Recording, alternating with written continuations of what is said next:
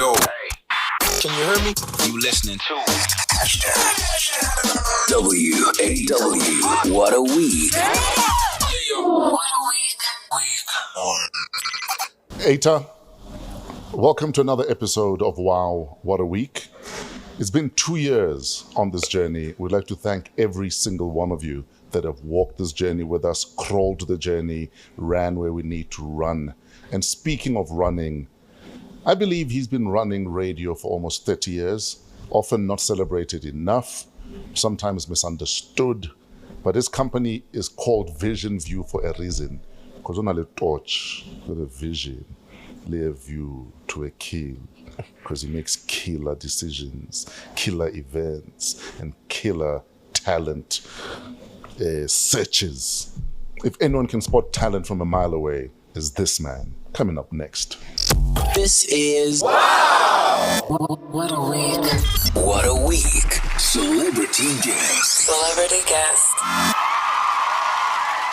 So, our guest today. I've been on a journey to acknowledge every single person that has played a role in my career, positively, negatively, but if anything, been one of the reasons I am the man, the broadcaster, the DJ, even the dad that I am today.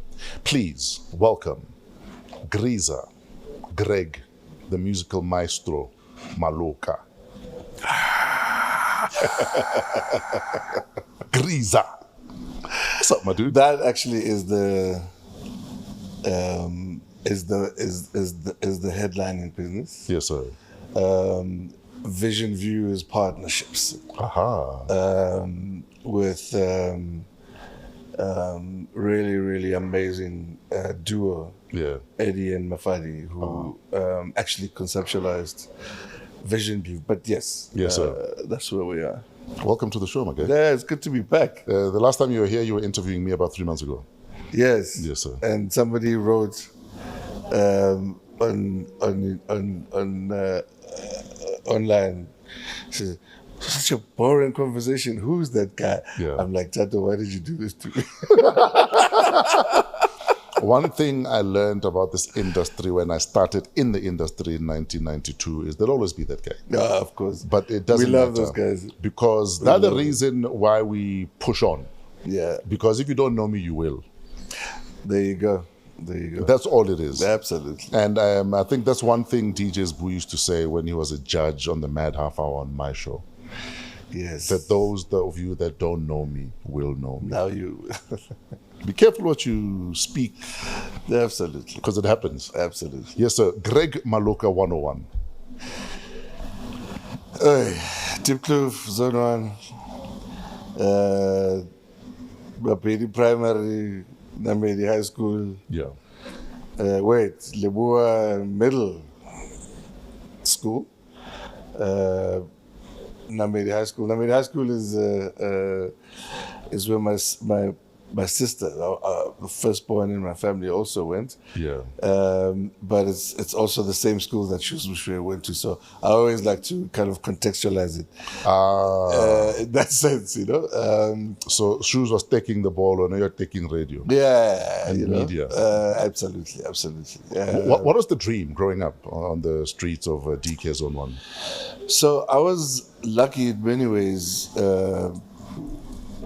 my man, in that, I was always that curious kid. I grew up in an environment where you were taught to cross the street and see what's on the other side. Yes. Don't allow what apartheid had designed as a kind of like the spatial limitation and mental limitation to kind of get you. So I was always curious about what was happening elsewhere. My father was a collector of jazz and soul music. He loved media. He used to be on stage actually, Mangwani and all those cats. So he I think brought the arts in us, right? He's the guy that brought the arts. My mother, on the other hand, brought the politics, because she was the shop steward or the COSATU representative in the, so So that was kind of like the influences in our space. And you know, one of my uncles, Tawamweti, I often say he had an interesting relationship with the security police. With the system.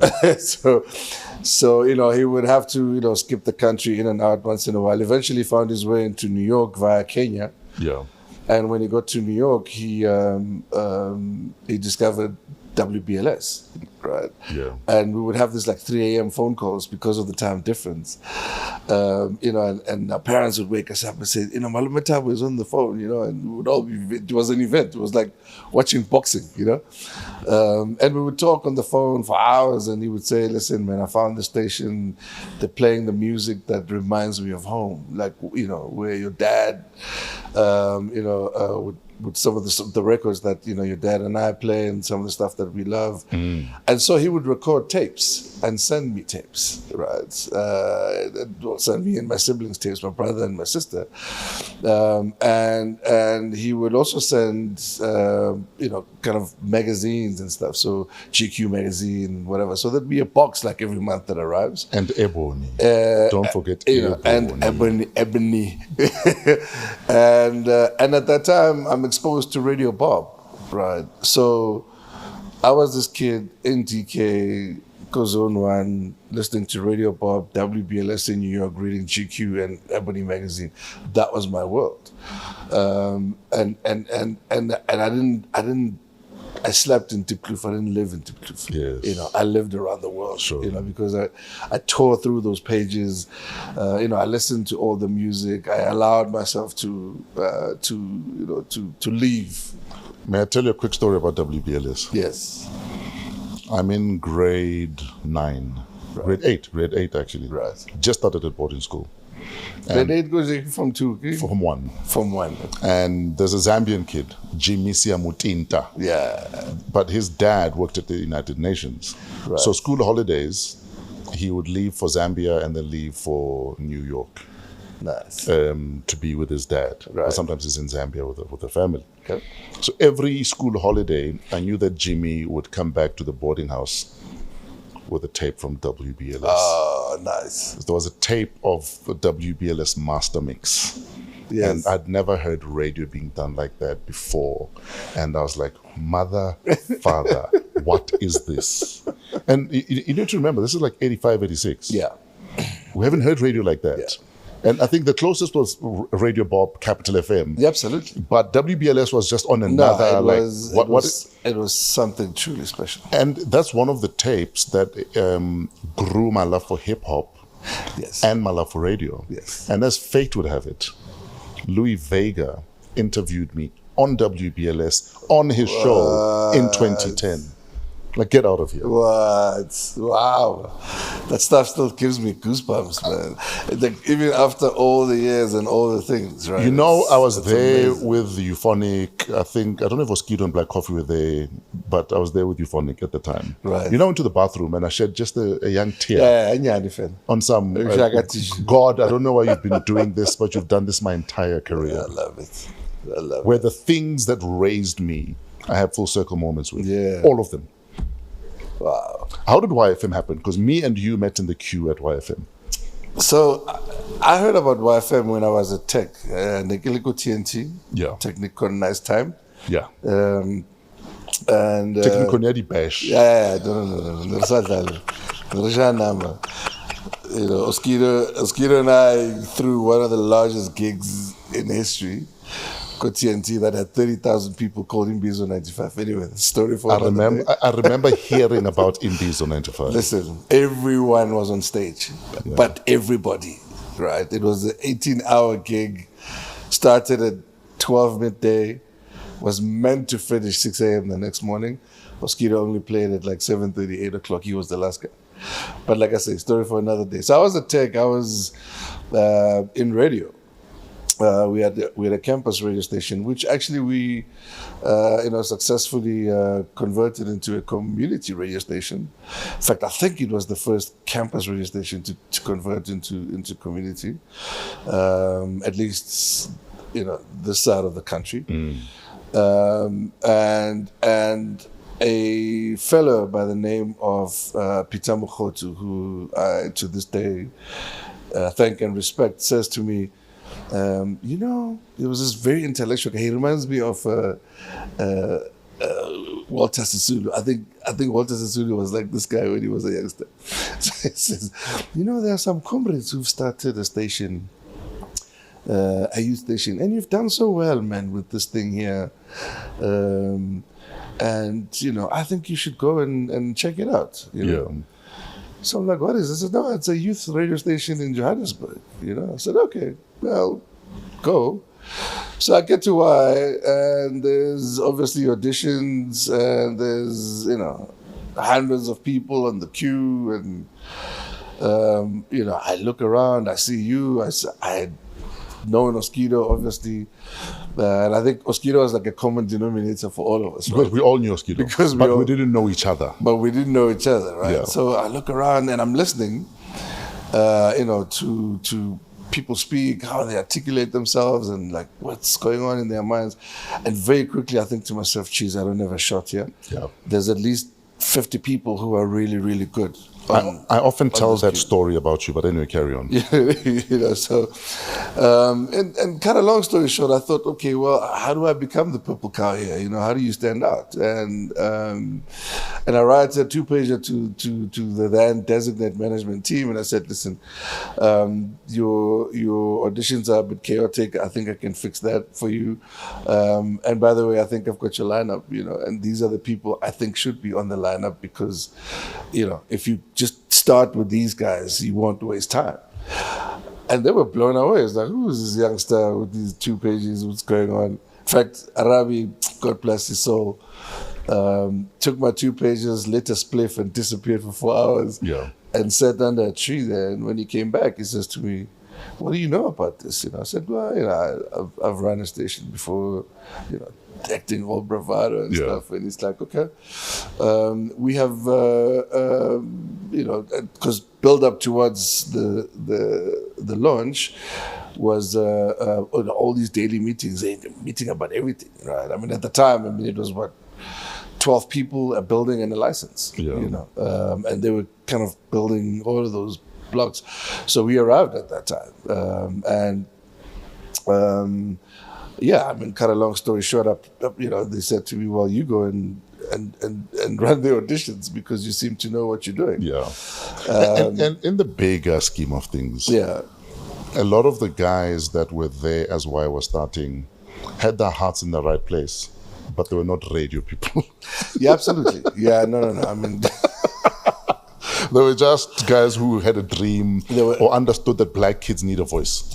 Yeah. But they were not radio people. But I think it was also for the first time in a long time, and dare I say, since probably 76, there was no platform that rallied black youth voices like what YFM did. Yeah.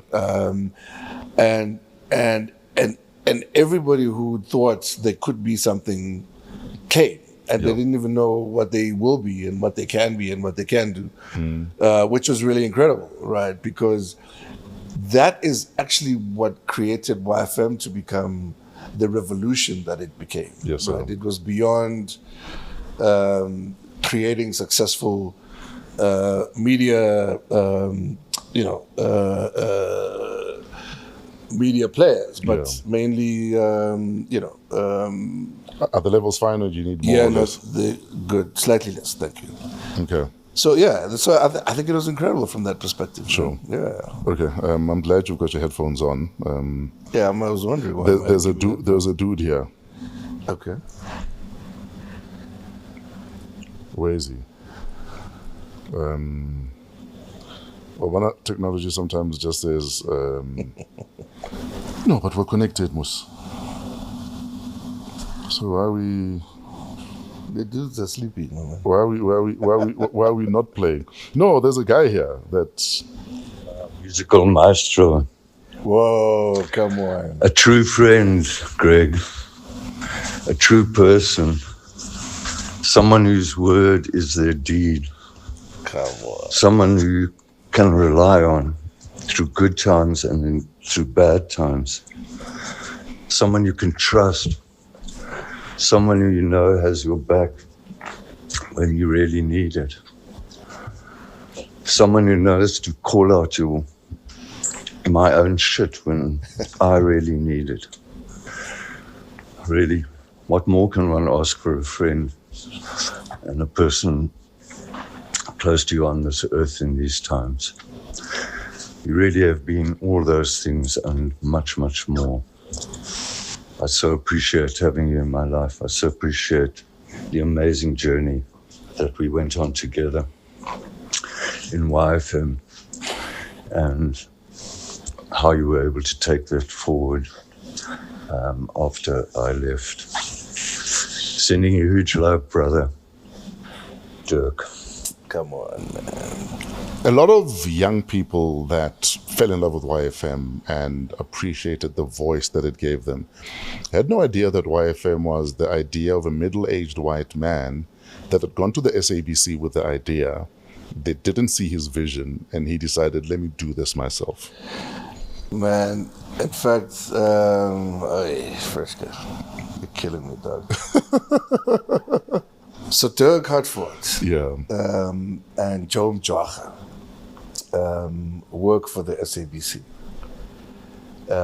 And they get given this task to do a feasibility study for youth, national youth station. Guys go, they do the work, they come back, they're like, yo, this thing is let's go. Somebody takes their report, shoves it under their ass, and they're like, okay, go back to your desks. Guys are like, what, are you kidding? And they're like, we're gonna go do it. And they said, good luck, you know?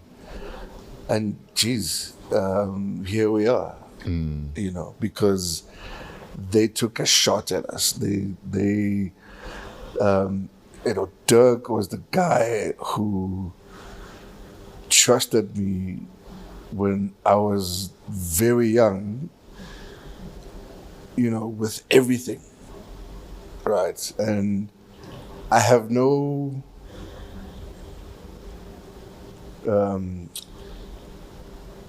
I have a lot of love and a lot of respect for young people for that reason. Yes. You know, I often say, like, who are you to not to give young people an opportunity when you were given a shot? Absolutely. Dirk's everything, dog. Dirk often talks about how you are so reliable. He trusted you pretty much in every department except news reading because there were people there already. He often talks about the fact that what he loves about you is the fact that if it has to be done, you're the one guy that will make sure it's done. Dirk often talks about there was a time we were off air for some weird reason and you were the only one available. You got into your car and you went to Bertram's to find out why are we off air. Dirk often talks about how you used to take taxis from Pretoria in the early days as we were setting up because you wanted to be a part of this big dream. Talk to us about your drive to get shit done because you are that guy. So, you know,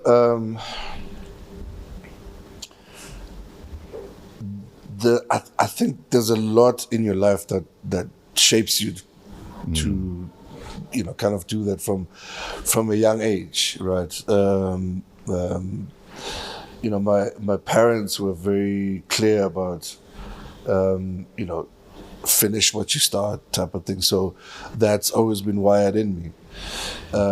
But when I got to Y, I think I realized how, just how big this is, not just for me as a career. I didn't even actually connect it as a career. For me, it was a mission, you know?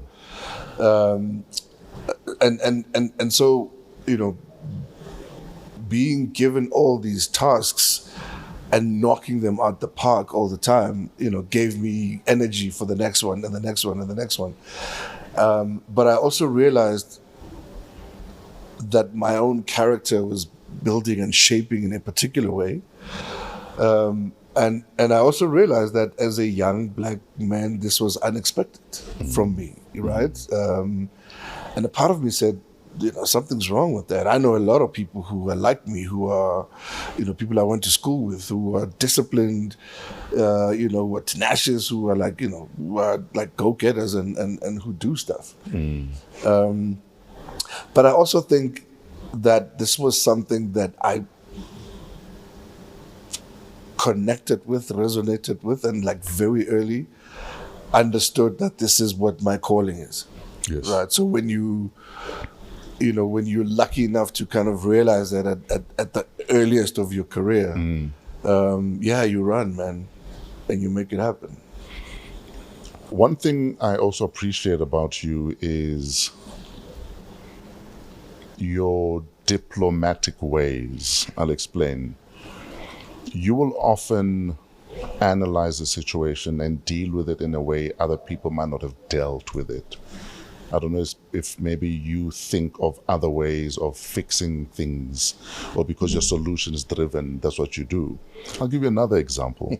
We went to Miami with Dirk, our boss, and flying back from Miami through Sao Paulo, Dirk was smashed. He was like very, very drunk. Everybody was smashed. We were all smashed. But others who were more smashed than others were told, you're not getting on this flight. You went to negotiate it to get our drunk white boss on that flight. So there was 13 of us. Yeah. And we got stuck in Sao Paulo because somehow the laws changed. We couldn't get out of Sao Paulo. We thought, we could spend the 10-hour layoff time. We were still flying cheap. Those days, we could, get out and see the town, and we couldn't. And so we were stuck in this small part of the airport with like a small cafe that had like 4 quesadillas left that were from last week or something. And alcohol. And all the alcohol that guys had bought from the US. And it was like in 5-liter bottles, so we'd never seen like, those sizes guys were bought to kind of, display in their bars. And I heard one bottle open, and this is early morning around 10. I think our flight was like 7 p.m. or something. And I heard one small bottle open, and then the other, and then the next, and then the next. Before you know it, 10 liters of whiskey and bourbon are gone, and the noise levels are at another level. And now, the flight is starting to board, and all these passengers that are walking towards the flight they're like, we are not flying with these people. Yeah. And they went and asked the captain to say, we're not allowing these people on the flight. The captain went to the team leader, told them these people can't get on the flight like this. And, the kind of, half drunk ones were starting to realize what big problems we were in. Others didn't. They were just noisier and noisier, singing Shosholoza. We're getting on the flight, going home.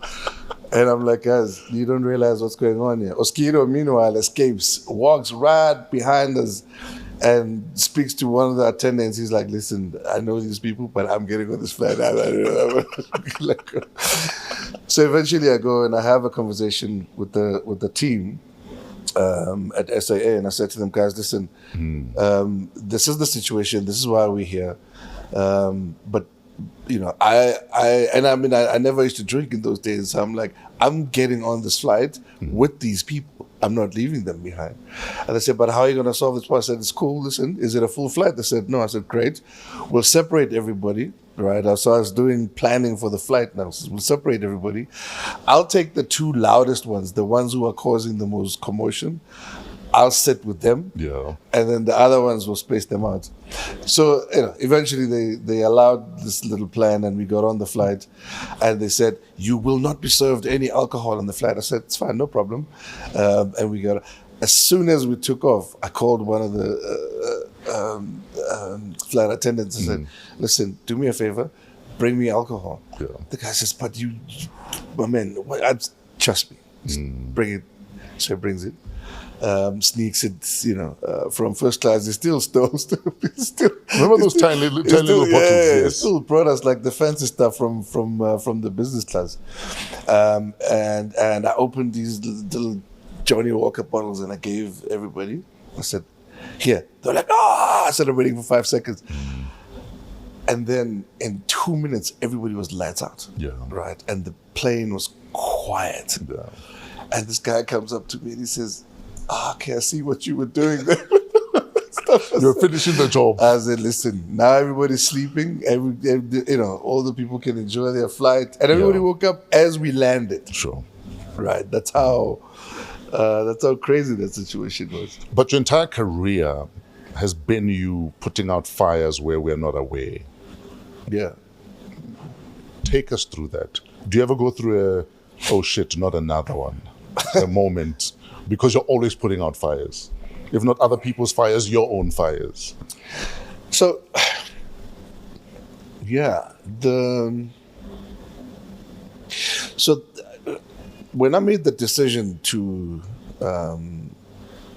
get off air, right? Because with sort of the first lineups, I was on air and I was behind the scenes and all of that, and then I had to make a decision to say, do you get on air? Are you staying on air? And I mean, on air is nice. I mean, you like it's, I mean, being live on radio it's an incredible feeling. I can't explain it. But I had to fire myself from on air and choose to go behind the scenes. And that choice meant that you deal with everything that comes with it. Yes. It meant that you're the guy that needs to have everybody six, right? And you're the guy that sets the tone, and you're the guy that creates the culture of the business and how the business functions and how people carry themselves. And so it meant that you dealt with, young guys who were finding fame for the first time and like having to come to terms with that kind of vibe. You were dealing with, youngsters who were, who unfortunately got exposed to drugs. You were trying to help people, think about life in a different way. We grew up in the hood, and sometimes, the burbs could be a bit confusing, right?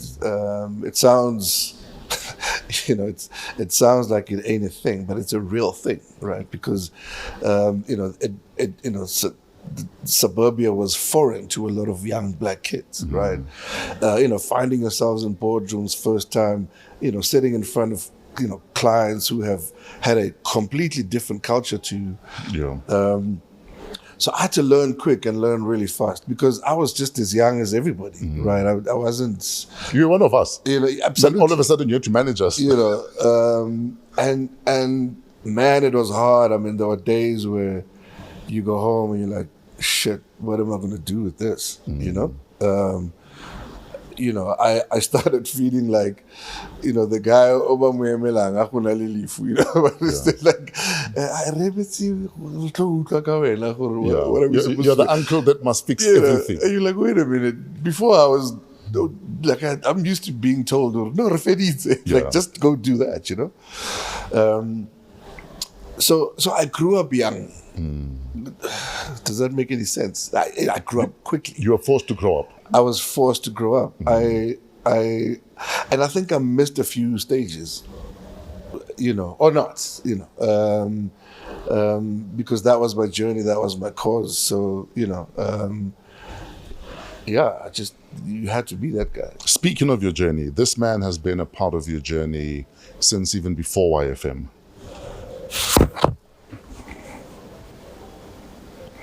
If there is one person who has played a major role in shaping my journey beyond just music, is my brother Greg Maloka. Maloka has not just been a friend, but also a mentor, strategist who's helped me to navigate complexities of branding and business in the entertainment industry. Is he reading? When I stepped into radio, I had no formal training, no blueprint, just love for music and passion for connecting with people.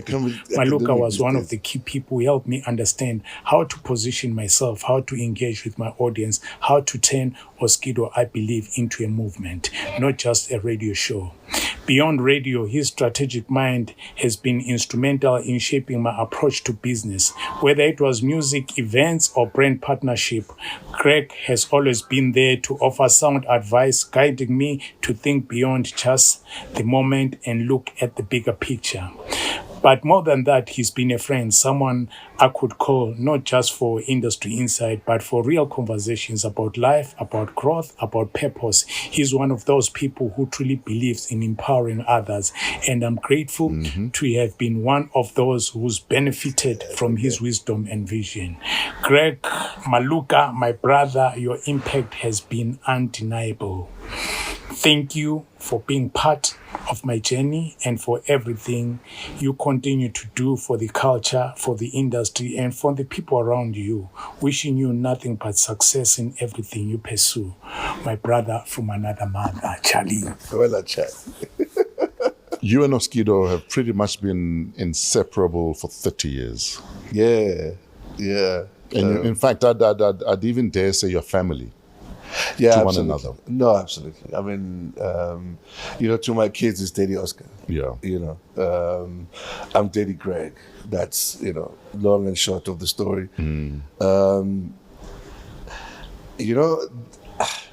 You coined this phrase, actually. Let me guess, Oskidonomics. Yes. You coined this phrase, and it was so apt, right? Because all of us that have been around him have benefited from being around him, I remember, just 25 years ago, chasing him around. Oskido, my man, I don't mix, and he's like, my man, Zorale studio starts. I can feel like he's busy lipo muffin. When I get there, he's busy with Terry. When I get to my man, can't you eventually the guy got tired of me. I got to his house, this probably after chasing him for daily for eight weeks. I find 2 turntables on the floor, a mixer, and a cassette. Yeah. And 50 records. And he says, my man, asking me to, you are old, my man. You know how the mixer works, right? Yeah, go, my man, go practice. And bring me this tape. My man, I had never been so excited in my life. Yeah. Right? There I am with those 1210s, connecting, and I practiced so hard, and because I love music, I love hanging around with you guys. I love I love watching you do what you do, and the feeling it gave people, and I wanted to be a part of that so badly. So I practiced my heart out. Eventually I could match a beat. And then we started, obviously when we did all our events at WAW, no, let me open for you guys. Yeah. Which again, was a thing that brought us together, right? Yes. Was that everybody was at everybody's gig. Then we all played at each other's gigs, and and I was playing at everybody's gigs, like vocal, and he would be like, hey, my man, this record is nice, man. What is this? And then he looks at it, this is my record, man. Because he used to write his name. He would forget that it's one of the 50 records he gave me, So, yeah, man, I have been in super tough, situations. Tell us the one time Oskido showed up for you. And that either you didn't expect it or at that level you didn't expect it. So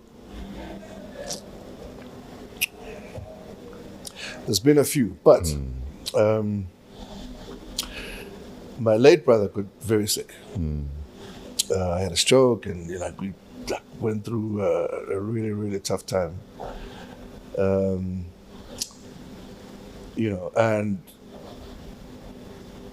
hey man, that's when I realized how this medical business, I think we must go there, my man, and do something. There's money in Yes.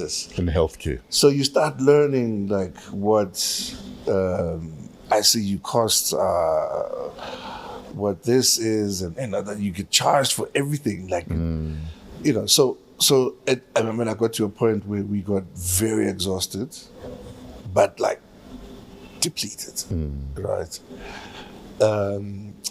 And that guy came along and said, my man, I know that you are handling some of these things and it's heavy. It's cool. Let me hold this piece for you. And I'm like, Charlie, no, don't worry, man.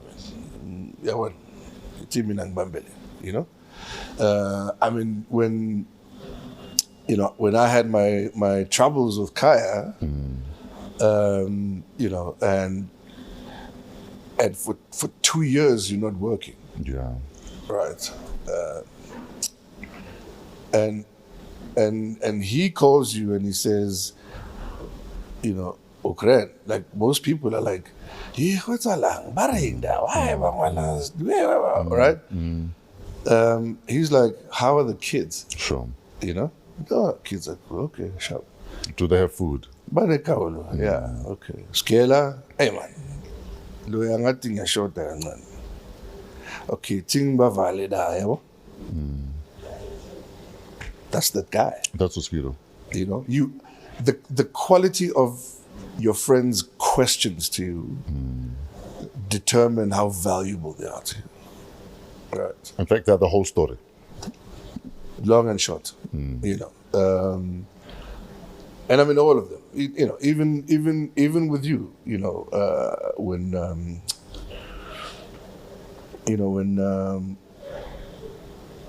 when my folks died. In fact, I think it was my brother, then my mother, then my father. You were the first guy through the door, to say, I'm here, And I said to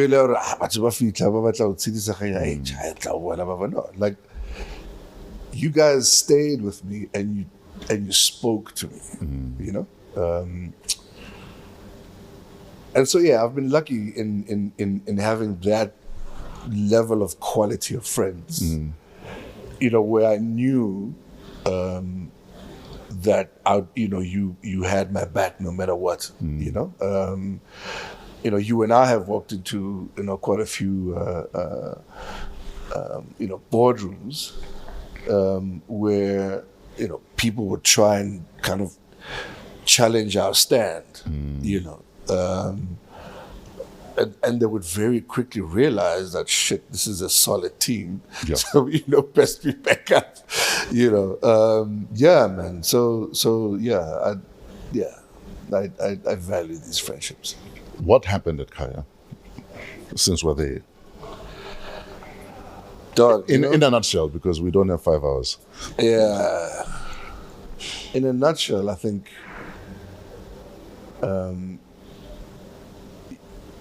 it's very easy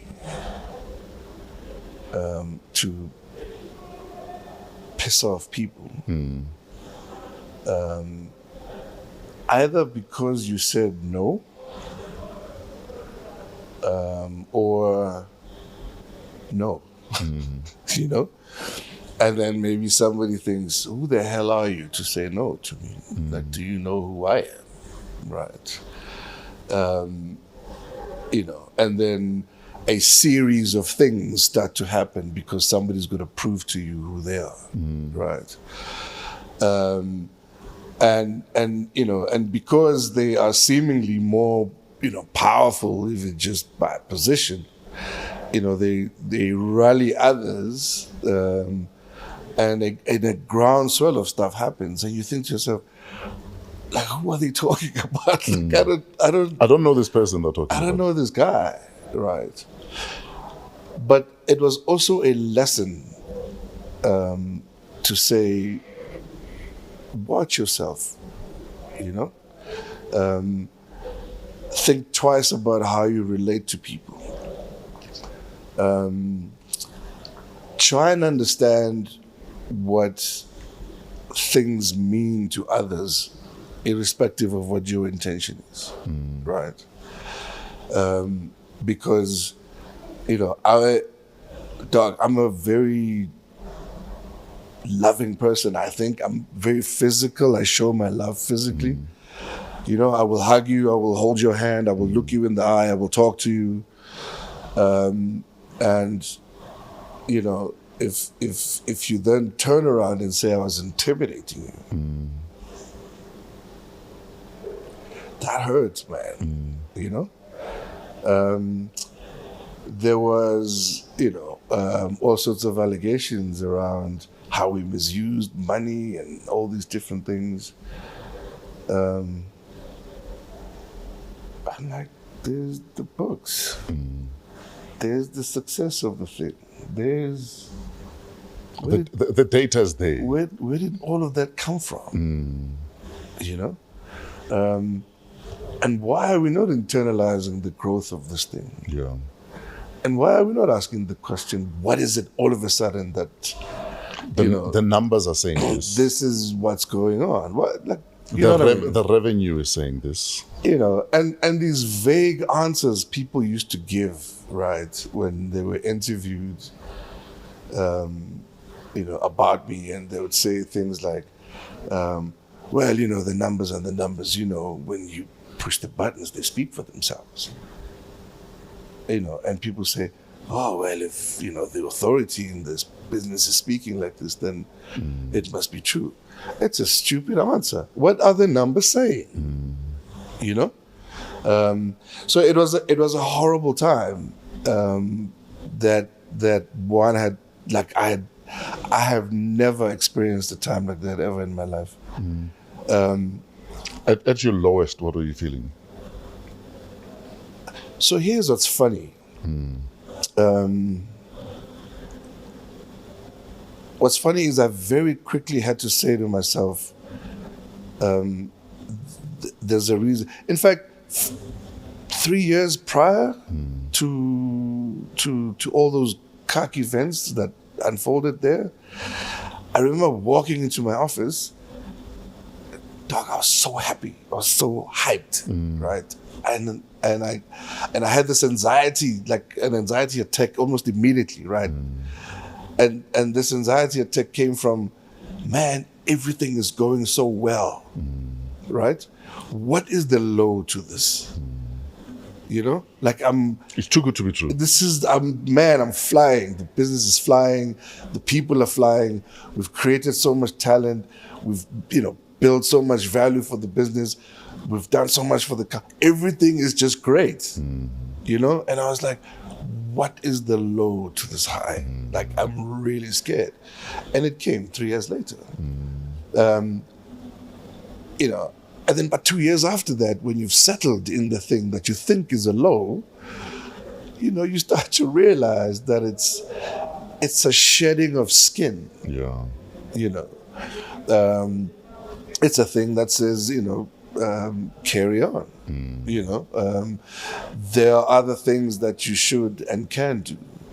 You know, and for me, it was kind of like, well, all of the lights that we shot out in the last 30 years, that was not a fluke. Yeah. It was not an accident. You know, we were clear, we were intentional. You know, we did the things that we did, you know, and we saw a lot of great results. And so even at your lowest, you've got to look back and like pull strength from all those places and all those people. I didn't do that by mistake. Do you understand what I'm saying? So the fact that, you know, I could lean on you, I could lean on, you know, Oskido, I could lean on Brenda, you know, who I went through all this crap with, right? And who stood by me, right? You know, Nati, you know, I mean, you know, one of my boys was overseas in school, You know, and Black Coffee in his travels, and he'd call and say, "Yo, Indwana, Ikra, and everything cool." You know, yeah, like I've sent him something for his boots or something. You know what I mean? I had love, man. I had people around me who were like, "We know you." Sure. Yeah. Why did you quit? Why did you resign? I had a conversation with one of the board members there. And I said to him, "Listen, man, what's actually going on here?" You know, because when it all started, when the first articles started going out, one of my good friends, who was a CEO at a telco company, actually says to me, "What's your board's position on these things?" Yeah. Right? Because that is critical. Because, you know, if they're with you, you're fine. If they're not, you've got a problem. Sure. Right? And I said, man, I was still laughing at these things, right? I was so naive, I don't want to lie to you. I was just like, what is all of this, you know? You know, as I dealt with disgruntlement before, okay, this is a little extreme, but, you know. But never anything orchestrated. Never, you know what I mean? Yeah. But that machine was so properly orchestrated, boy. It always is. So I spoke to this one gentleman. I said, "Yo," he said to me, "You know, all I can tell you is yesterday we all thought we know what's going on and we were fine. The next day, all of us, you know, and he didn't say we're encouraged to think different, but that's the thing I got. We're pushed in this direction. You know, it was kind of like, you know, yesterday it was black, the next day it was white. And we must all agree it's white. And now it's like we, you know, and I understood that. I understood that, you know, the business has got to take care of itself no matter what. Yeah. Right? Eventually, you're just a means to an end. And I thought to myself, I will not subject myself to this. Yeah. Right? This is, it's not my life. It doesn't define who I am. Yes, I've spent, you know, a great 12 years there, and I think I've done some amazing work there. But man, I still have a long life. I would like to think, you know, I'd like to live a long life, you know. So what would I be holding on to here? Yeah. You know? And what I've built here, I can rebuild. Yeah. Absolutely. Looking at some of the things you built at Kaya that worked, that made sense, that brought in numbers, that brought in the right kind of listener, and looking at some of them being dismantled like that, what's going on in your head is you're seeing this happen? Because that things I'd look at and say, as a radio person or as a listener, that worked for me as the target for the station. Yeah. Why would they dismantle it? Unless it's a Greg legacy dismantling thing happening there. Did you ever feel that? Because I felt that. Look, I was often told that, right? I was often told that it feels like, you know, you are being erased out of the thing. But that was the challenge with institutions. Is it's important to say, what is it that works for, you know, our customer, our listener, what are the things that work for them? And why were things put in place? Sure. In the first instance, right? You know, I without sounding arrogant, but Kaya did not build me.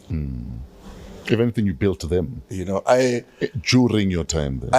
I came there grown up. Yeah. You know, I often say that, you know, the success there was WAW FM school fees. Yes. You know, and I think that there's, you know, I mean, I often meet people in the street and people say, "Hey, man, you know, we like, you know, we miss you on radio, you know." And I'm like, "Yeah, you know, it's," and they're like, "No, but you don't understand. We don't miss they don't talk about, we don't miss they don't talk about missing the music or your touch, the this or that. No, people say things like, man, we don't travel anymore. Yeah. Or we don't feel like we're growing anymore. Because you'd turned Kaya into a lifestyle brand. It had gone beyond radio. And I almost feel like there's been a regression. Unless I'm not seeing it right. Look, I mean, maybe we're just not the target market anymore. Oh yeah, maybe. You know what I mean? I think, I think any brand at any stage will do well for that time. I'm not following events there. Since I left, I have no idea what goes on.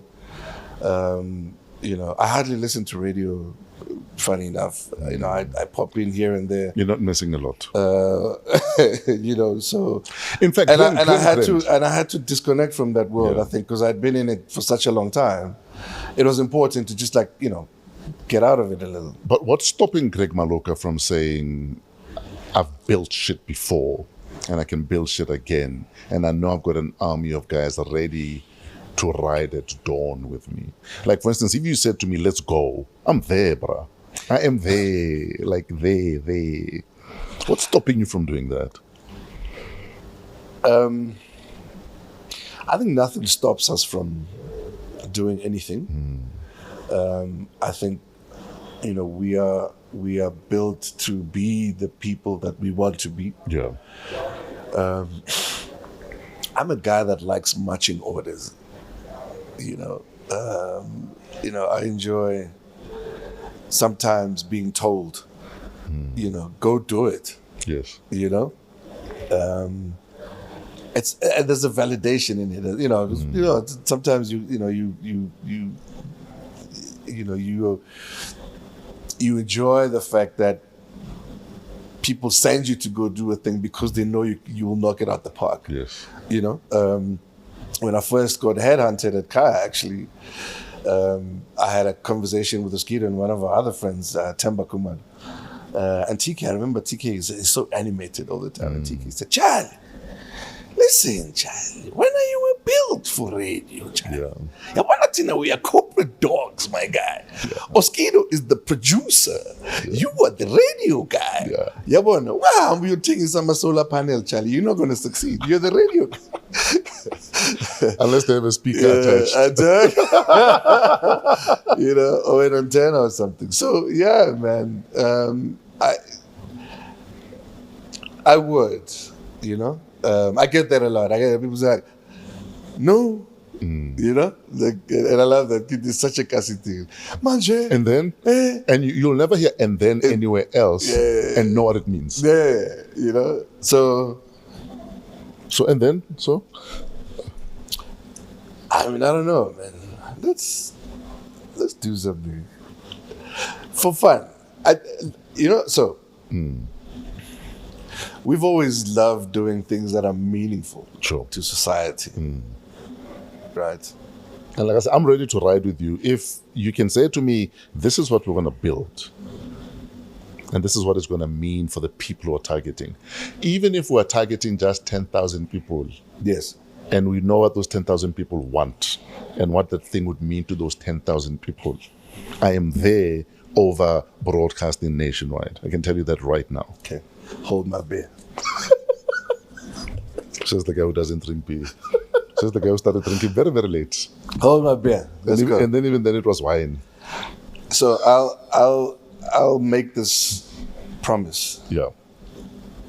And I'm actually going to base it on a mutual friend's conversation I had with before he passed.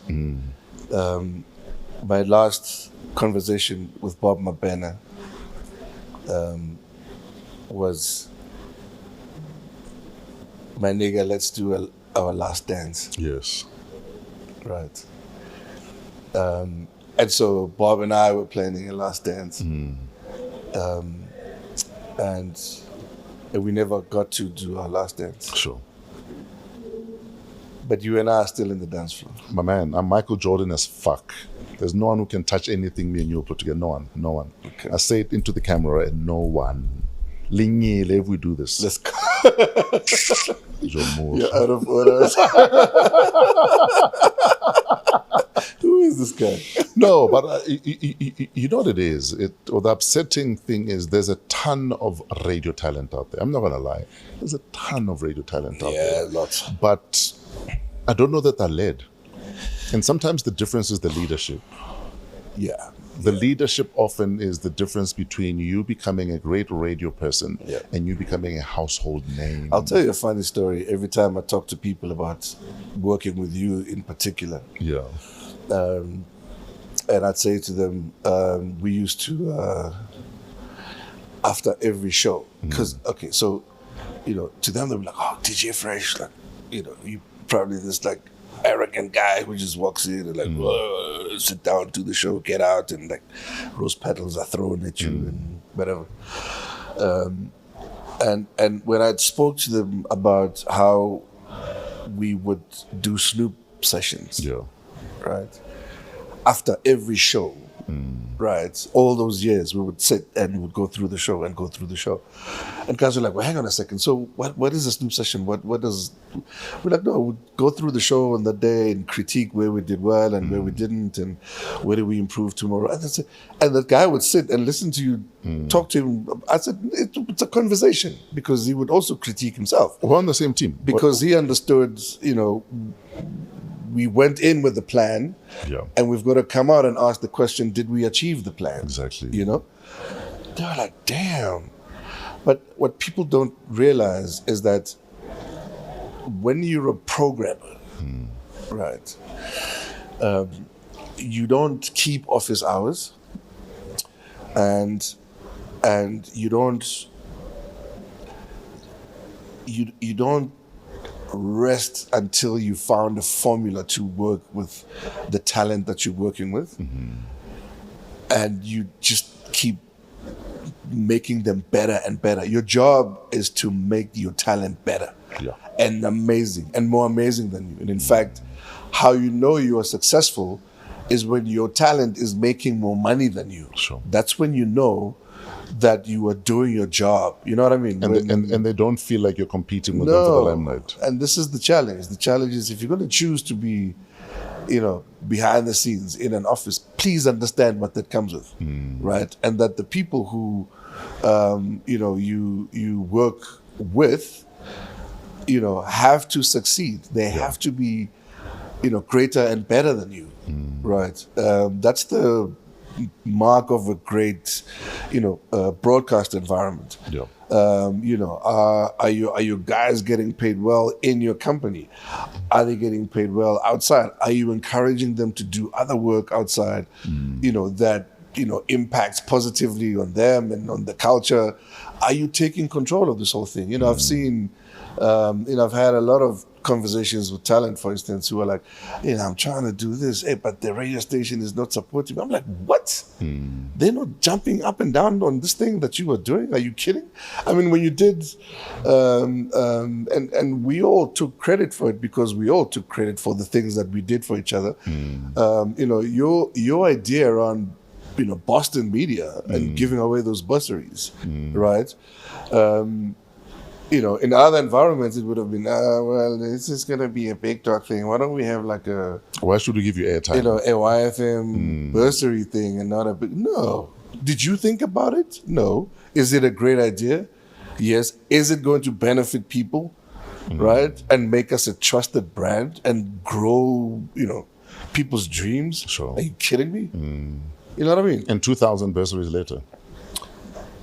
And I mean, I've met people recently who are proper individuals in the game, and they're like, nah, I'm a fresh award person. I was what? You know, the one thing I appreciated and will always appreciate about being led by yourself and Dirk is the fact that not a single idea was shot down. I remember coming to you guys and saying, listen, Louis Vega is inviting myself and Fat Joe to the UK. for the Southport Weekender. And Dirk was like, how much are the tickets, bro? We'll pay. Yeah. You're representing YFM. You must go. You know, Dirk didn't have to pay for tickets. He's like, no, okay, let's go. Yeah. Go. Remember me and you, we go up to Dirk, like there's a radio conference in LA. In LA, He's like, go, bro. Yeah, bro. Because the initial plan was Greg was going to move up to management and me to programming. That was the bigger plan. That was the bigger plan, So they were like, no, go. You just became way too successful on air. My man, it was as granular as I wanted to do bumper stickers of a caricature of me. Of you, yes. And I said to Dirk, I'm not going to lie to you. I want to do these stickers, but I don't have budget. Yes. But I'll do the stickers with me as a cartoon, but with YFM logo. Yeah. Dirk's like, get the invoice, bro. Let's do it. Yeah. All of a sudden, there were a big dog bumper stickers. Because you guys saw the vision and understood that if he grows, we grow. Yeah. Nowadays, but we can't give away the farm because it's our airtime. Anyway, throughout the shit you had to deal with, especially at Kaya, a lot of us stood up and we stood with you. But I think this person probably walked the fire the most with you. Hi, Tato. This is Brenda Makubane. Greg Maloka is my partner in all things life. There's not enough time to describe this guy, but I'll try. Firstly, he's a great dad, and his children love being around him, love listening to his stories and point of view, which has many lessons rooted in DK and highlighted in many boardrooms across our country, continent, and many parts of the world. In business and socially, his keen understanding of the South African plight and how brands, not just politics, can be change agents is inspiring. His thinking inspires teams across the spectrum of age, color, or creed. In my mind, his massive contribution to social justice is his insistence on the other story, the story that's not being told, which is why audiences far and wide appreciate the products he has put out over the last 30 years. As a partner, he's absolutely loving. He's always sincere and generous with his listening. I'm excited for every meal at home because, wow, the tribe and I are always in for a treat. I'll close off by saying, Greg Maloka, you understood purpose, and as such, your best is yet to come. Godspeed. Yo, I even have goosebumps, my dog. I literally have goosebumps on my legs. Dude, she held you down at a time where some of us didn't know how to shop for you anymore. You know, I sometimes think, did I do enough for her at that time? You know? Because it's easy when you are the target. Yeah. And everybody's, sort of, your name is their name, right? And we're so busy dealing with it, we forget the collateral damage. And people forget that part of you that holds you. And they didn't sign up for any of the shit. She teases me with that sometimes. She's like, so I often say to her,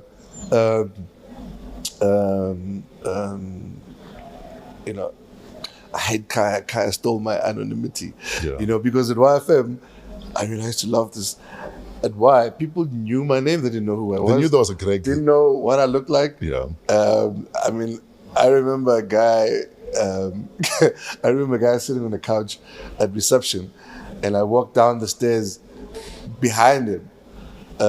And our receptionist at the time, I think it was Khomutso. It was Khomutso, yes. Khomutso, oh, Greg, I have a message for you. And this guy obviously heard. And he turns and he sees me. He's like, ooh, Greg. Greg Maloka, Greg.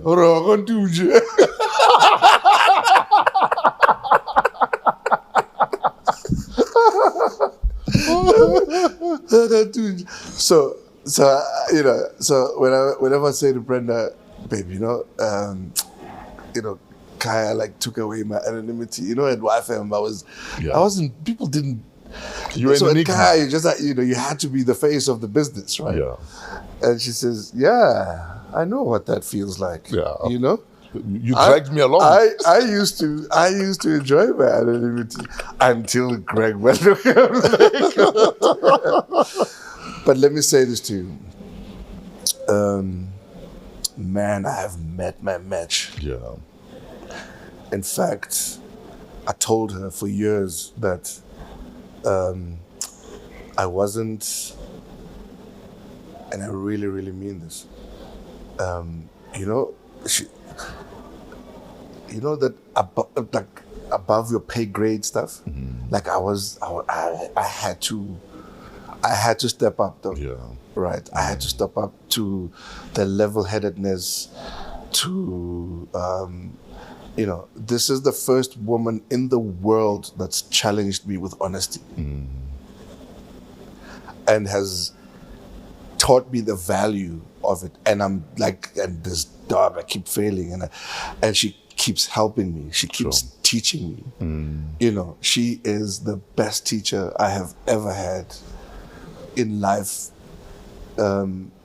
Man, she was the person that taught me that I was complete. Right?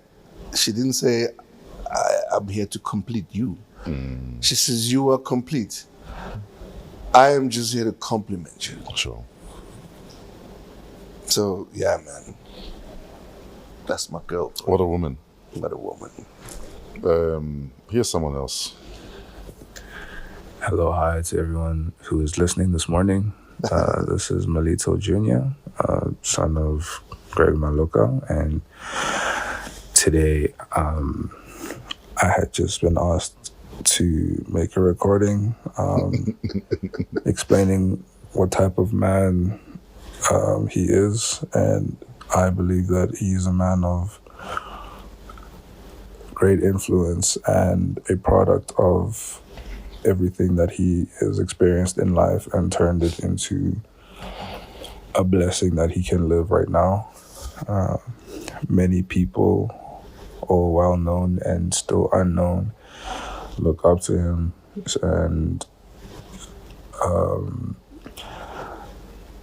want to seek guidance through him because he knows so much and he is well connected, not just in any career field, but well connected with himself and well connected, to the roots of his past, to be able to be a realist when it comes to giving someone guidance, giving them a sense of direction, or just a general purpose to be better than themselves, because that is how he became the man that he is today, by always wanting to be better than himself. And he is also the type of father that wants to translate that sort of mentality into his kids, but never fails to really push their ambitions and all our individual passions, trying to make it known into this world. He supports each and every one of us the best way that he can, and tries to create a life where we are not constantly thinking about what we have to go through in order to live the life that we live now. You raised quite a young man then. And the wild thing for me was, I was around when he was born. And now to see and to hear that deep voice speaking like this. Tell us about your tribe. And I want you to tell us about your tribe from the point of view of a man that was raised by two parents that loved each other. Because your mom and dad never jola. They were not just, we are married. Never jola. So this guy that just spoke now is the first child I ever caught. So you're in the delivery room. Out of nature. So I have lots of children, right? When I met Malik's mom, Malik's older sister was 3 years old. Yeah. So, at a very young age, you kind of jumped into being a dad. Yes. Right. Like from tech, really, And in your red Opel Superboss. And yes.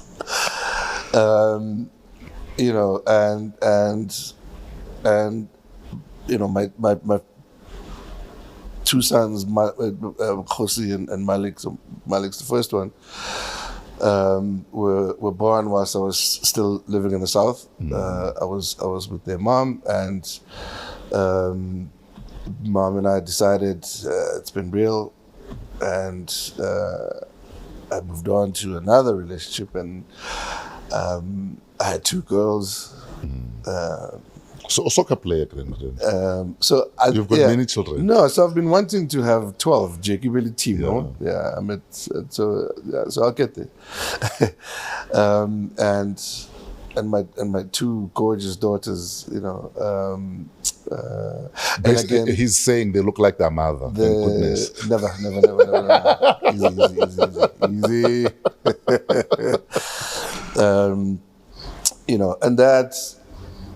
And that also didn't work out. And then I found Brenda, and Brenda found me. As long as I know, she found you. You were in the wilderness. Yeah, she found me. Can I tell a quick story? She rescued me. So DJU is myself, Vinny, Christos, Oskido, and Greg. And we've all been friends for about 30 years. Yes. So we all got married at some stage. Greg Maloka, Griza. How you doing, guys? Man, that guy right there, a good friend, a business partner in our DJU ventures with you, Fresh, DJ Christos, and Oskido, a media and creative force in SA, radio visionary through and through, and he loves the finer things in life. Good wine, good food, a good cigar, and most importantly, he loves his music. I met Greg in the mid-90s. Well, he says he knew me before that while he was still at the TNT college in Soshanguve. But meeting him, I think it was via Oskido, when they partnered up to do an event back in the day called Imbizo. And back then we called these big events, we call them Gumbas or a bash. And this one was held at Greg's campus, TNT in Soshanguve, where Greg was a student in Soshanguve. They booked everyone, like the who's who of the game back in the day, like all the Kwaito artists, all the house DJs, everyone. And I think that event probably had about 20, 30,000 people. And yeah, man, Kwaito was at the top of his game at the time. And I think for me, that was one of the most revolutionary bashes I've ever attended or played at. Then in 1997, I think when WAW FM came into being, talk about an unseen or unheard era in radio. They broke all the rules when it comes to broadcasting. They were edgy, they were bold, they were unapologetic. Like, on air, the talent, young, amazing, and the music was great as well. And I think that's where Greg and I got closer through music.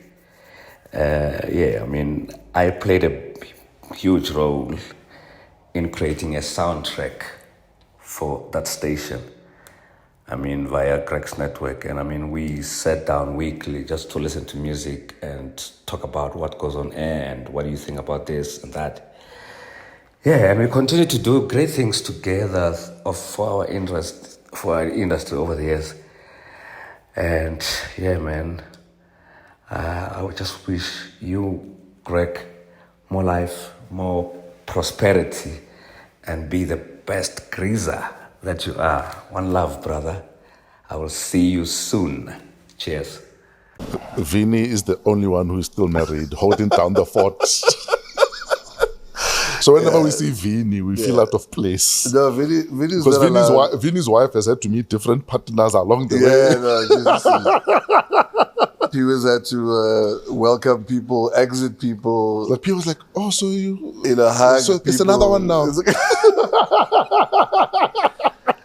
Listen, what the world must know is that P was married to all of us. Okay, so she's our wife. In fact, we are Vinny and Piwa's children, Tina. Actually, so all in all, I have 6 children, and I've got 4 girls, 2 boys, and another. I mean, Koki's big now. She's a big lady. But those are my children. But you managed to keep it together, even within that multiple co-parenting. Yeah. That your kids know where home is. Absolutely.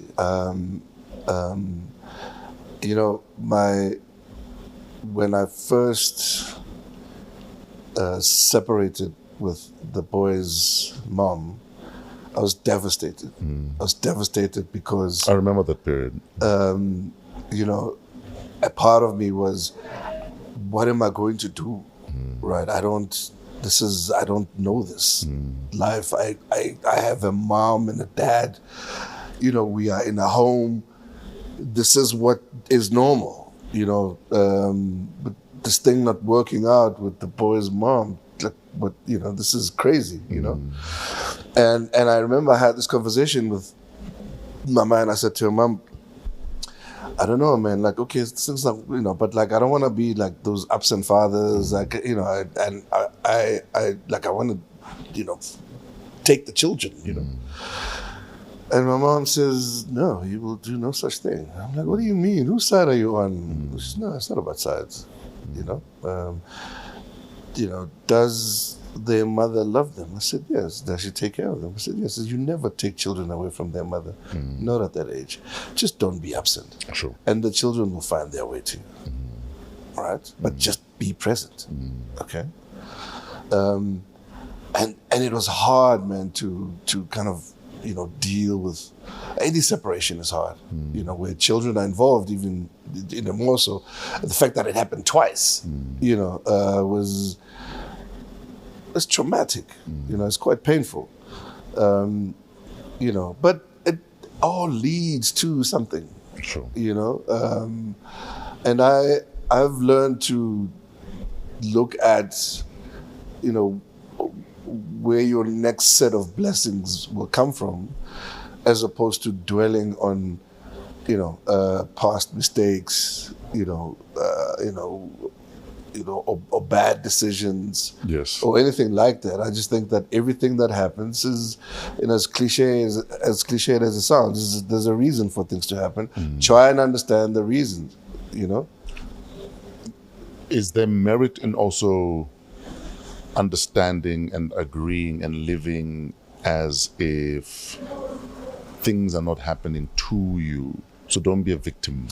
Absolutely. Don't feel sorry for yourself or wallow in self-pity. Yeah.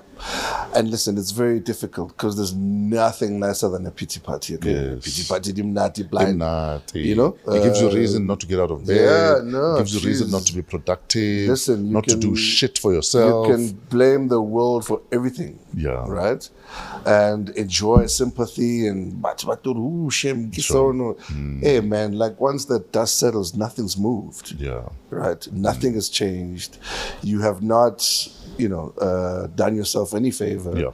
You have not helped the next person deal with whatever they may be dealing with. So, by you, man. Sure. Yes, go through tough times. Yes, talk about it. Yeah, please talk about it. But man, just move, man. Yeah. One foot in front of the other. Absolutely. You know? We are out of time, but there's 2 more women in your life that we've heard from. Then we wrap it up. More women. Big T, thank you for giving the maestro, the genius of radio, his flowers while he's still alive to smell them. It's so crazy because I'm flying back from Cuba and I'm in Paris as we speak. Hope you got my spots. And I've just been talking about Greg to everyone and people asking me, you know, what impact he's made in my life and how I feel about radio. And, you know, he's one guy who's allowed me to be so feminine in a masculine space. He's made me feel so safe that I can be feminine and vulnerable. And I think that's what women appreciate about me on radio, you know, the laughs, the intimacies, the cries as well, and the honesty. I know there's so many stories that people can say about Greg, but the one thing I want to say is when he first started training me for Y, he never promised me a job on Y, and he never promised that I would ever get a gig on Y. And I remember him asking me, saying, what is your dream? And I said, I want to be one of the great female voices on radio. And he said to me, no, Mati, I'm going to train you so that you can be one of the greatest voices on radio, period. And that's what I love about him. I love the fact that he sees greatness in all of us and he allows us to be truly us and he celebrates us and he builds us in ways that we never thought we could be built. I love the man for what he has done for radio. I love him for what he has done for Black culture. I love him for what he's done for our confidence as a Black nation. And I love him for the future and the dreams that he's yet to achieve on radio. Remember earlier on I said you have a bunch of soldiers ready to ride at dawn. Mati. I'm certain Onati is one of those soldiers. I love it to pieces. That if we said to you, my man, come on, do something. Do something. Why am I feeling some pressure here? I don't know what's going on. I'm just saying do something, my man. Onati. I love Onati. Yeah. Our first meeting will always be iconic. She's late. She's wearing a dirty pair of All-Stars. She still hasn't watched them. And, you know, halfway through her trip to Bertram's, you know, driving in a maxi taxi. Yeah. From if you need a taxi, 648-1212. Yeah. 648-1212. I've never forgotten the maxi taxi number. You know, this is, you know, long before Ubers and, you know, and chauffeur-driven services, you know. And halfway through, she's like, oh, my God, am I even dressed appropriately? My goodness, I've got just like jeans and like dirty sneaks. Anyways, it's fine. So, and she didn't know me. Again. She didn't know you also wore dirty sneakers. And then she arrives. And big relief, she sees me. I'm wearing dirty pair of All-Stars and jeans, and she's like, "Oh my God, you don't understand how like relieved I am," you know. And she was trying to like move me out the way because she didn't even know she was meeting me. I'm like, "Sissy, you here to see me?" She's like, "You?" Yeah, I'm like, "Ah, Kantunje."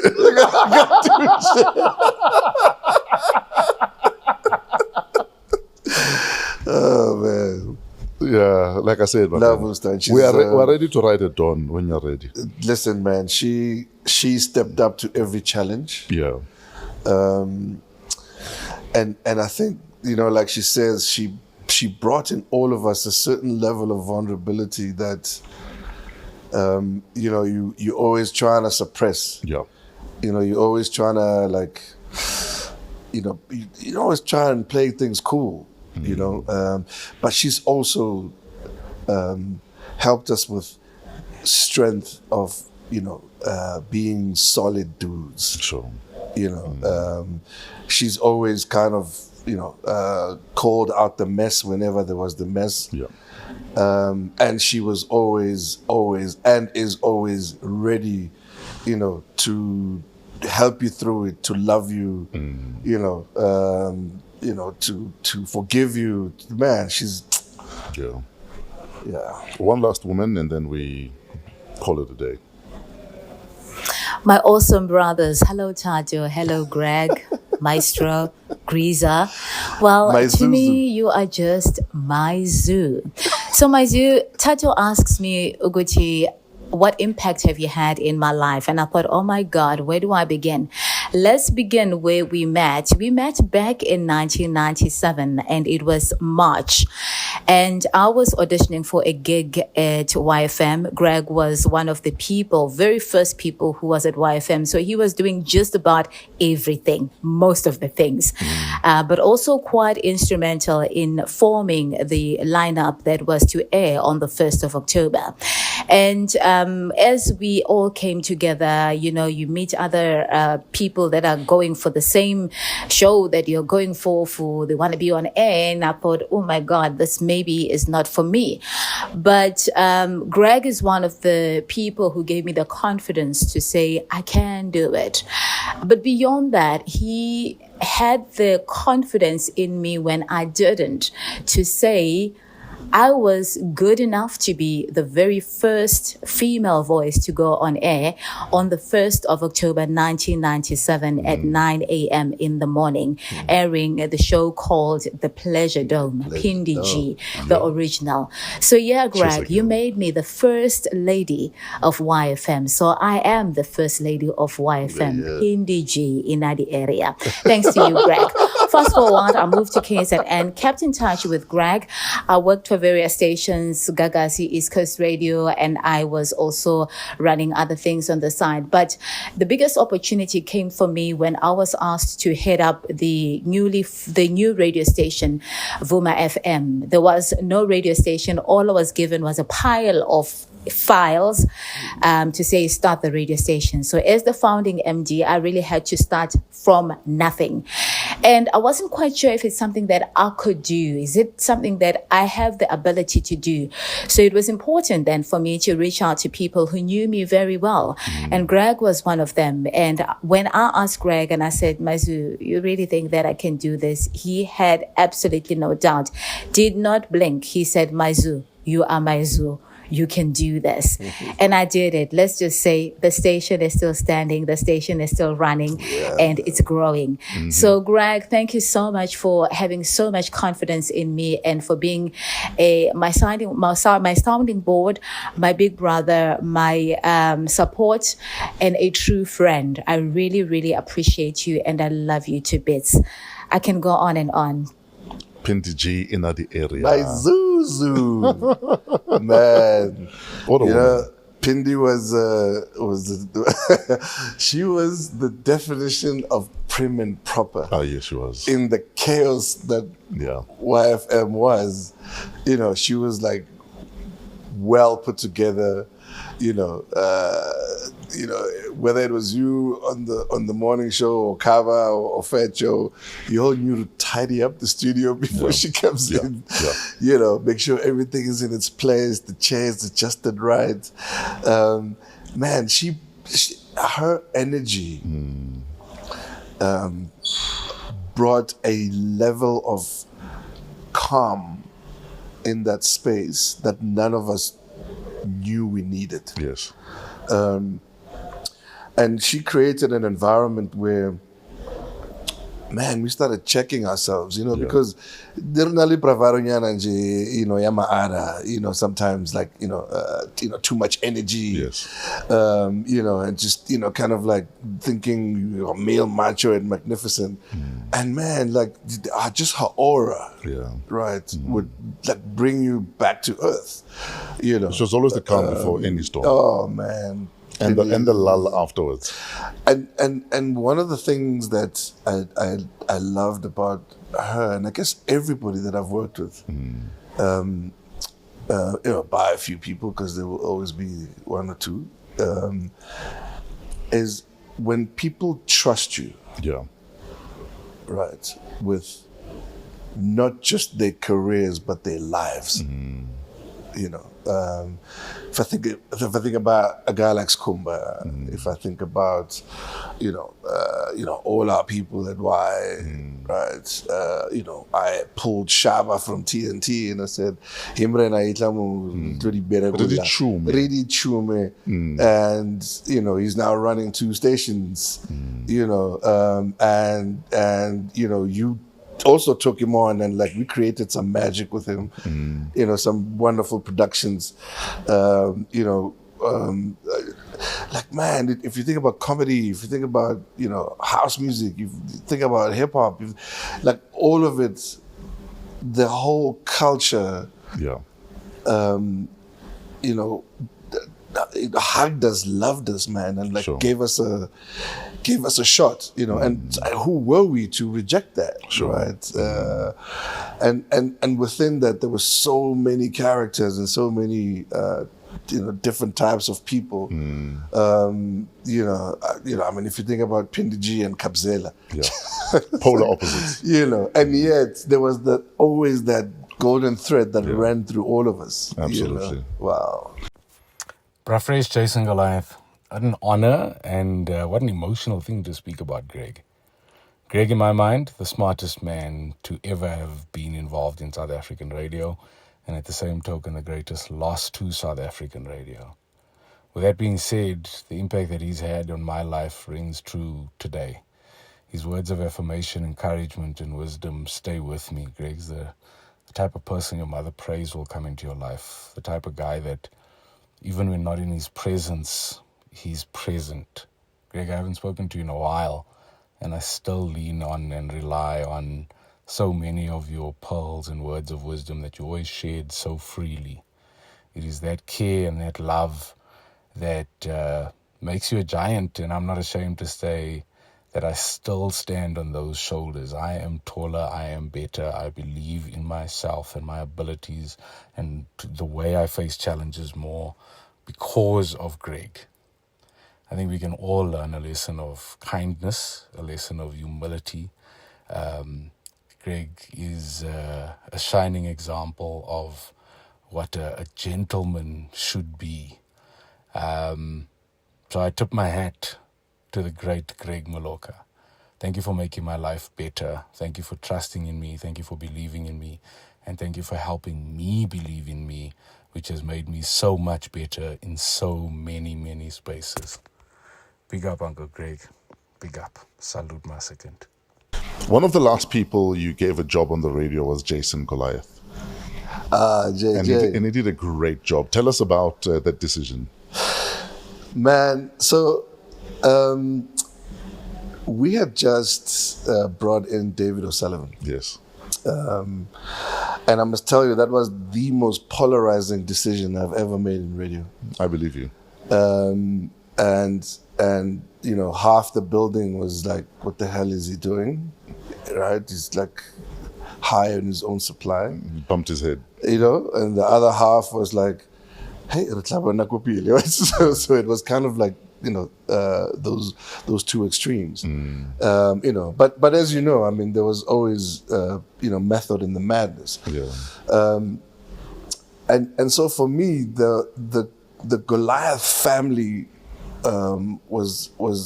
is a big attraction for me, just in terms of I think where things are going, right?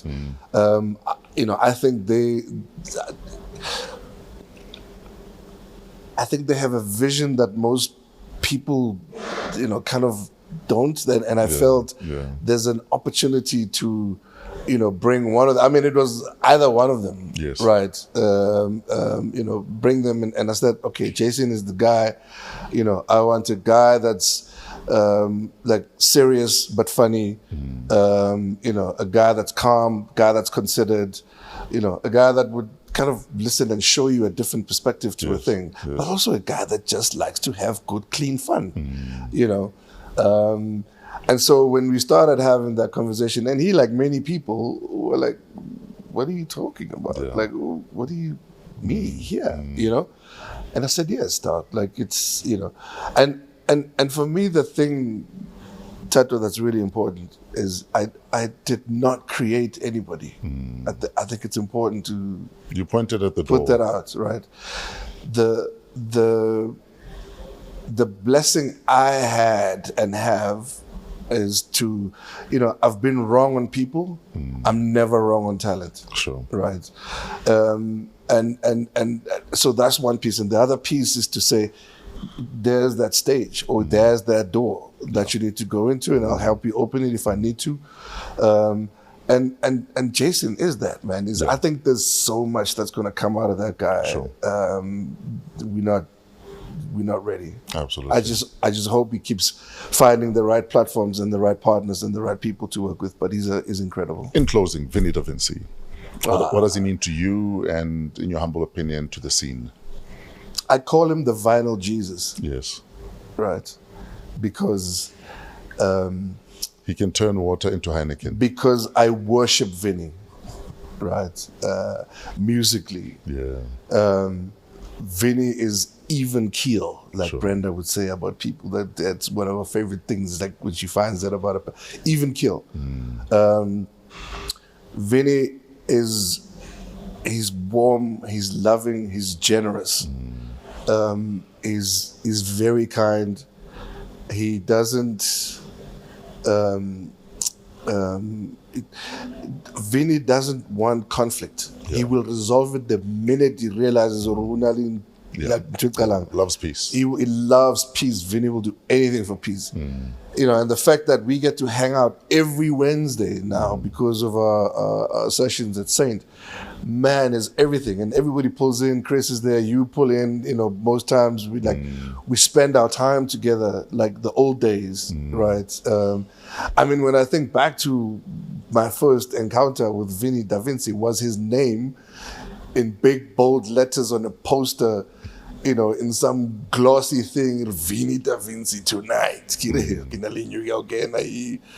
And I never used to party a lot in those days.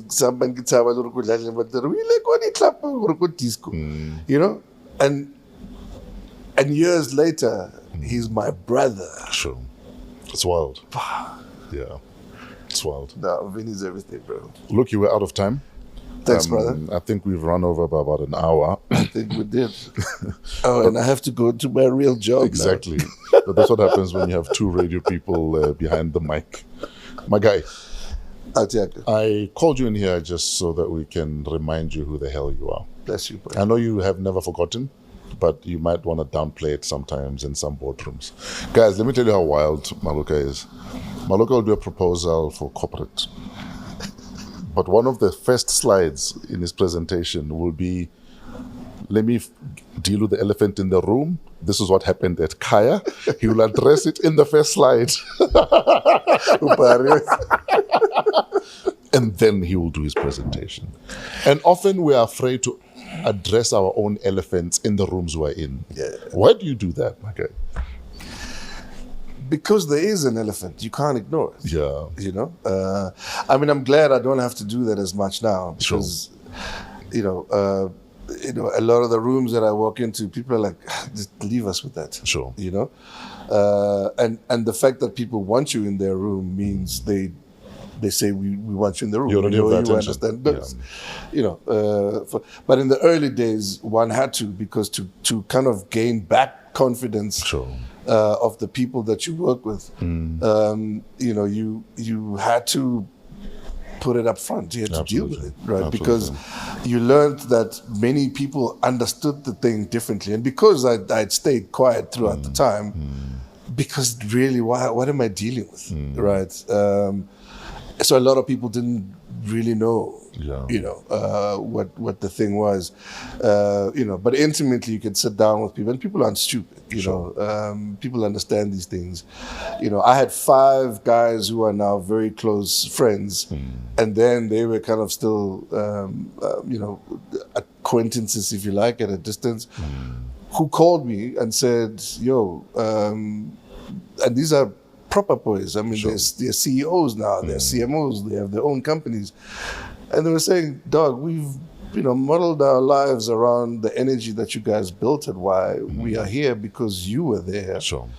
And now this happens. what are we dealing with here? Like, we have maybe no right to ask you, and you can tell us to bugger off. But man, it was the best love I'd ever received. Absolutely. Where somebody cared to ask you. Exactly. You know? And so we had the conversation, and they got it, they understood it, you know.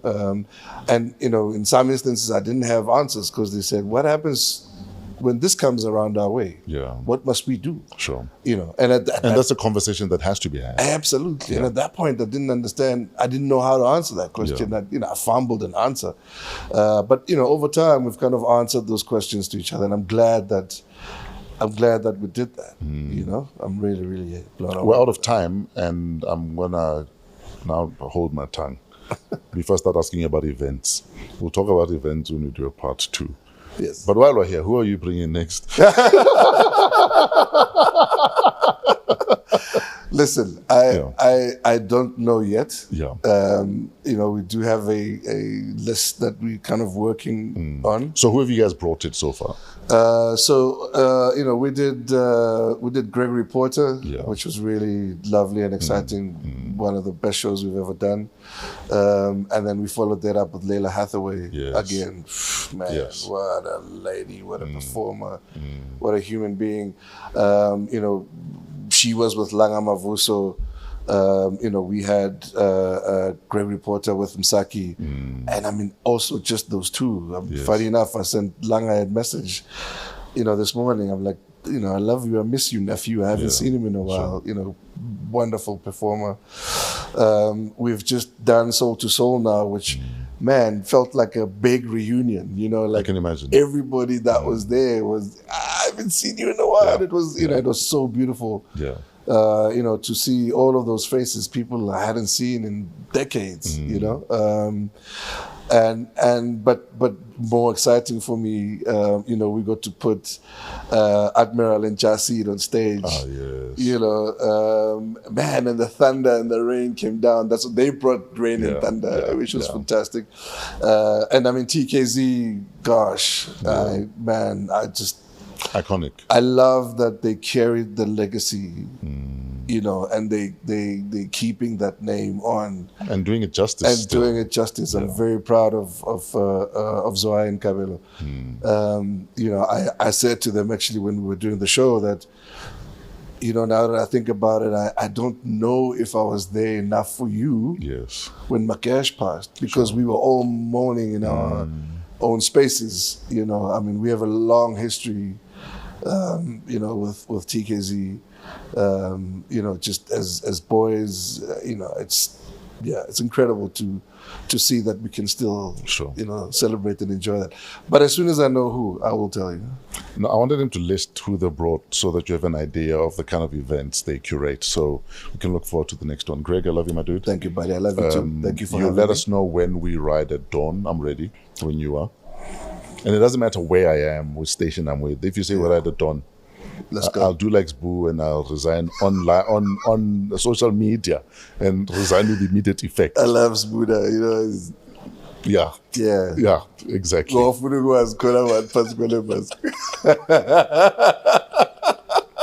love him. Hey guys, we are done with Umdadada.